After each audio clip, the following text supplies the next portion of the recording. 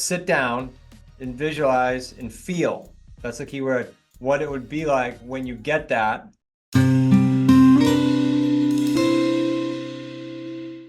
31 of you on here, 31 of us on here, so say 29 of you guys.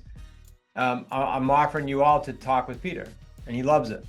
Just come with questions, and you got his time.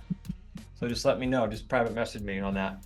What else can we do to expand? I got a couple other thoughts, but I want to hear from you guys. Sandra. I just wanted to comment while we were driving to Newport, listening to podcasts, and something that really resonated with me getting out of my own way was someone speaking about, if someone said, could you make $1 million in the next month? Could you do it? And only 2 or 3%. Oh, we lost you. Don't make $1 million in the next month. Your entire family is going to be killed. Could you do it? And then people said, like 98% of the people said, I could do it. So sometimes it's getting out of your own way to move forward and revisiting that why. Yeah, I used that at one of the events years ago. It's a classic because you just, by doing that, disrupt you have to, by default, disrupt your rut in your comfort zone, right? Yep. Steve, and if anyone else has an idea on how else we can expand or disrupt, that's kind of where I'm going before we wrap it up. Yeah, I'm not sure if I'm quite on track here, Chris, but one of the things that I'm facing right now is there seems to be, I can't get past, I can really have that. I'm kind of stuck a little bit, and I don't want to admit this to myself, but I think I am a little bit. Like, okay, I've got a couple of houses on the market and they both fell through. Can I get past that? Because even the one we were talking about in Warwick the other day, I'm like, yeah, if we were to get that one, and then my mind starts going to how many ways that could fail. And okay. I'm having a hard time getting past it. I can see things I want to visualize. I know what I want. I want to be out of my job. I can see another house I want. I can see all these things, but at the same time, there's something that keeps popping up. Okay, let me ask you this. Let's toy with this for a second, because what you just described was me in 2013. I've told this story before. Because in 2013, I was brain dead. Everything was getting messed up. Everything had already been messed up for 4 years. When things went sideways for 4 years, that programmed me the wrong way, right? So I would literally sit in the office, me and Nick, if we had somebody no-show once, I would sit on every buyer meeting going, it's not going to happen. The check's not going to, like I would do that, what you just said. I would sabotage it. So one thought is, you just said, well, I know I got to leave my job. I know this, but you didn't say anything about visualizing how that one house would go. Have you ever done that? Yes and no. It's like yin and yang playing in my mind. I can see it succeed. That's normal. Yeah, you get the monkeys. Yeah. But when you okay, so some of you guys who didn't ask, like Steve's got a couple takens, but if you're not there yet, then you'd be doing this with a taken. But sit down and visualize and feel. That's the key word. What it would be like when you get that, and you picture Nick helping you, and you picture the perfect buyer coming, being excited on the other end of the phone, sitting at the edge of their seat, and then coming in the check, and then they're in tears because you gave them the opportunity to own a house.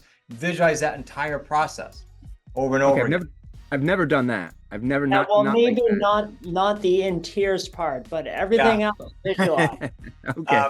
Let me quantify that, Nick. Nick and I and Zach have had 3 people in tears over the years, and all 3 of them defaulted. So we said, no more tears. We're not doing it. Okay, good to know. So other than that, edge of their seat, excited to buy the house, check in hand. You can see it. You can see yourself going to the bank or receiving the wire. That detailed.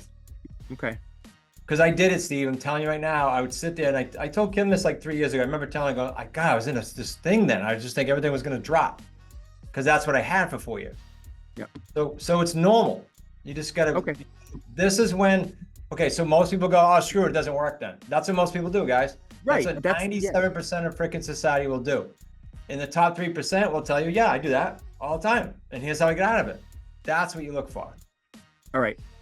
So what I'm hearing is the way to get out of it is you're saying visualize the outcome you want in 100%. Detail. Because you're visualizing the opposite, right? You're saying it's going to fall apart. Kind of, yeah, I kind of am. Because your experience so far was 2 takens, big deal. Every single one of us here have done that. Yeah. I can't tell you how many takens Nick and I have had that died and I wanted to kill someone. It's just called normal. But the upside of real estate is so much, Steve, then is it worth going through the pain of visualizing that and getting to that first one or two? Yeah, because you'll never look back. I can't tell you how many people were, okay, first of all, how many people quit because they got 2 takens and said, oh, screw it, doesn't work for me. No, it's hogwash. It works for you. You just got to hang in there. Second, I can't tell you how many people in the community got past 2 or 3 that fell apart, if not 4, and then said, wow, pop the next one and boom, boom, boom, boom, the rest is history. Okay. You got to just work your way through it, but that might help. That's all. No, that's something concrete I can do. I can at least try it. That's good. I would think, as a black belt, I would think you have the discipline to do that. I do, but it's good to have a community anyway. You can do it. I was gonna say you gotta just keep going, because just on the screen I can pick out 2 or 3 examples where this happened.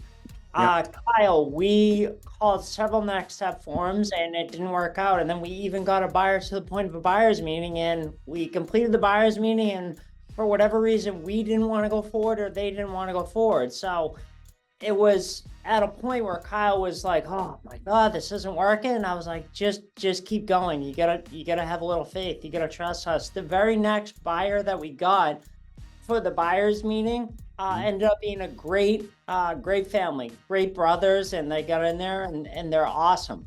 They're up there, guys. It happened with Josie. She's actually a starter, but Rick was saying to me, he called me and he was getting his notes together and everything. And he said, why I see here in the notes, you've done like 5 to 10 buyers meetings. Why hasn't it worked out? I'm just like, for whatever reason, the buyers didn't want to go forward, or we didn't want to go forward with it. And right after that point, we got someone that wanted to go forward. We're trying to wrap up a closing before the end of the month here. And that would be Josie's second. She's already done one. So there are so many instances where associates are so close to doing a deal and they'll have a few bad experiences with next step form reviews or even buyer meetings, and oh, it doesn't work. You got to just keep going though, because it does work. It pays off for the people, and it does work for the people that keep going.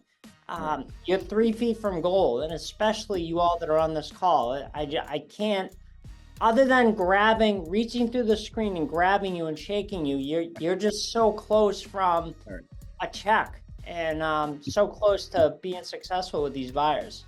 This isn't my quote, but it's a quote from someone, I don't know who, but any moron can build a business when things go perfectly well at the beginning, right? Because then you get your own built-in momentum. It's the character building, as Dan Furnish, I stole that from you. It's the character building days that build you. Let's go Dave and Robert, and then I want to pivot, and then we'll do some deal related things. And I hope this is helpful. I'm just taking it where you guys are taking it, guys. Chris, on the visualization, I do not do that, or I don't think I do. I just want to make sure that when you say visualization, you're really visualizing what your problem is. So for like John is like making the calls, getting over it, make sure it's go through, or it's on the buyer side. And then occasionally you want to visualize the overall business together, right? Am I understanding that correctly? There's no wrong answer, but what I'm referring to is visualizing the end result perfectly done. Okay. So don't not visualizing the problem. Instead, say, what is that? What is the constraint? What's the problem I'm perceiving? Because it's usually not a problem. And then what would be ideal if I could wave the wand? Okay. Right? That's it. More Dave. What would be ideal? Here might be a better way to think about it. It would be really cool if you fill in the blank. It would be really cool if. That's an Ed Rush statement. I don't make up any of these. I just steal them from other people. It would be really cool when blank. Okay. It would be over the top exciting if. It would be over the top exciting when. Just fill in the blank, and then that's your visualization.